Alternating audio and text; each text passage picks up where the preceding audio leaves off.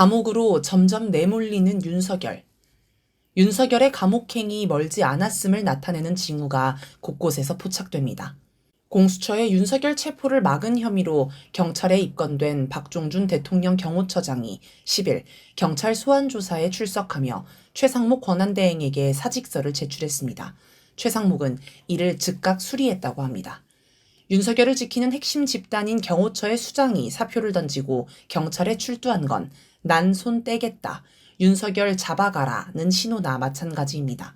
물론 경찰에 출석하면서 윤석열 체포를 반대하는 주장을 펼치기는 했지만 정말 윤석열 체포가 부당하다고 여겼다면 경호처장직을 유지하면서 최선을 다해 체포를 막았을 것입니다. 윤건영 민주당 의원은 6일 경호처 내 김성훈 경호차장, 이광우 경호본부장 등 김건희 라인이 박 경호처장을 무시하고 경호관들에게 실탄과 경찰 체포용 케이블 타이 지급을 추진했다는 제보를 받았다고 밝혔습니다.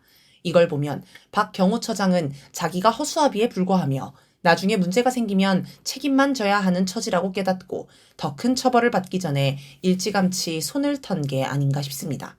오동훈 공수처장이 9일 국회 긴급 현안 질문에 출석해 국힘당 의원들이 대통령 관저에 몰려가 체포를 방해하려고 하는 것과 관련해 영장 집행 업무를 방해할 시 공무집행 방해와 마찬가지로 적용된다라고 답한 뒤 의원들도 현행범으로 체포가 가능하냐라는 박주민 민주당 의원 질문에 마찬가지로 현행범 체포가 된다는 점에서는 이론이 없다라고 밝혔습니다. 또 대통령 도피 의혹설의 진원지가 공수처장이다. 이 부분에 대해서 사과할 의향이 없느냐라는 조은희 국힘당 의원의 질문에 전혀 없다라고 단호히 답했습니다. 1차 윤석열 체포 시도가 무기력하게 실패한 것을 두고 오동훈 공수처장에게 비난이 쏟아졌는데 이번에는 국회에 나와서 상당히 결기 있는 모습을 보여 의외라는 반응이 나왔습니다.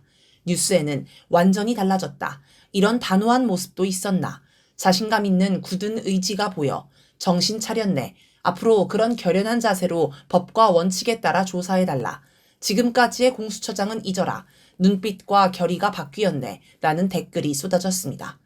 오 공수처장의 태도가 바뀐 건 개인의 생각 변화라기보다는 윤석열 체포에 관한 전반 정세 변화를 느꼈기 때문으로 보입니다.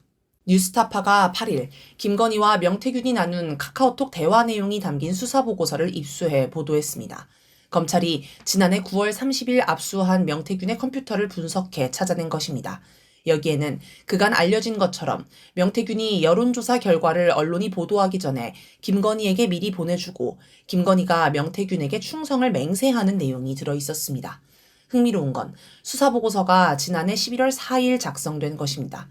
뉴스타파가 수사보고서를 어떻게 입수했을까요? 당연히 검찰이 흘려줬을 겁니다. 검찰은 지난해 11월에 이미 물증을 확보해 놓고도 윤석열 김건희를 지켜보고 있다가 이제야 어떤 목적을 위해 언론에 흘린 것입니다. 아마 윤석열 김건희를 공격해 무너뜨릴 때가 됐다고 판단했나 봅니다. 검찰이 윤석열 김건희를 공격하는 것과 때를 맞춰서 한동훈이 언론에 등장했습니다.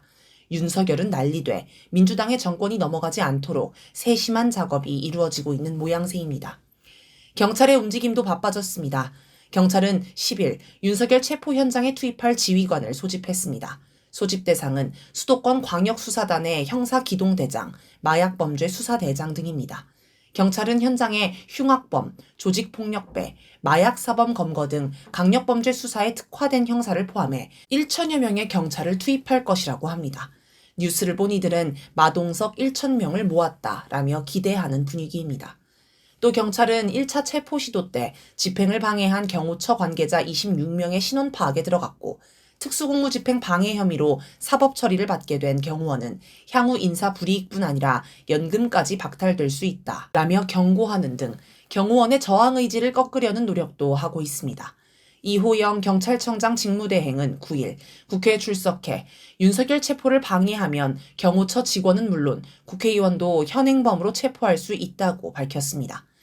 윤석열 체포는 이제 시간 문제가 된 듯합니다.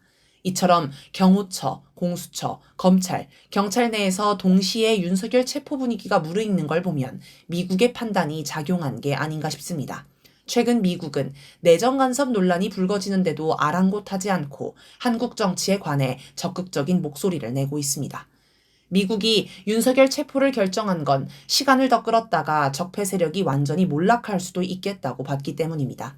미국 처지에서는 최대한 시간을 끌면서 윤석열의 대안을 세워 다음 대선에서도 이재명 민주당 대신 국힘당 세력이 안정적으로 집권하는 게 가장 좋습니다. 제2의 6.29 선언 같은 상황을 바라는 것이지요. 하지만 전국을 보니 더 이상 시간을 끌다가는 미국이 원치 않는 혁명적 상황이 펼쳐질 것 같습니다. 만약 1987년에도 6.29 선언을 안 했으면 항쟁이 계속되어 국민들의 손으로 전두환을 끌어내리고 민주화 세력이 집권해 군부 독재를 곧바로 끝내버렸을 것입니다. 지금도 12.3 내란이 일어난 지 한 달이 넘도록 내란 수괴를 체포하지 않는 적폐 기득권 카르텔의 행태를 보며 국민의 분노가 폭발하고 있습니다. 이대로 더 버티면 미국이 감당할 수 없는 지경에 이를 수 있습니다. 그래서 서둘러 일단 윤석열을 체포하게 하려는 것으로 보입니다. 상황이 이렇게 된 건 근본적으로 미국의 처지가 그만큼 난감하기 때문입니다.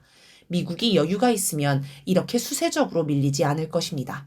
미국뿐 아니라 서방 세계가 다 혼란스럽습니다.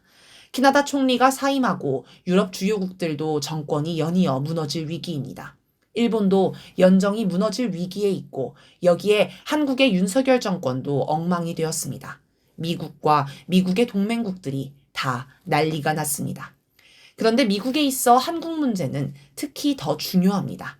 같은 한반도에 있는 북한과 직접적인 비교가 되기 때문입니다. 아무리 왜곡 보도를 하고 가짜 뉴스를 돌려도 북한 정치가 안정적이고 경제가 빠르게 성장하고 있는 걸 숨기는 데는 한계가 있습니다. 이제는 북한 경제를 무조건 최악으로만 묘사하는 국내 연구기관들조차 북한 경제 성장률이 한국을 추월했다는 걸 인정합니다. 한반도에 있는 남과 북의 상반된 분위기는 미국을 조급하게 만듭니다.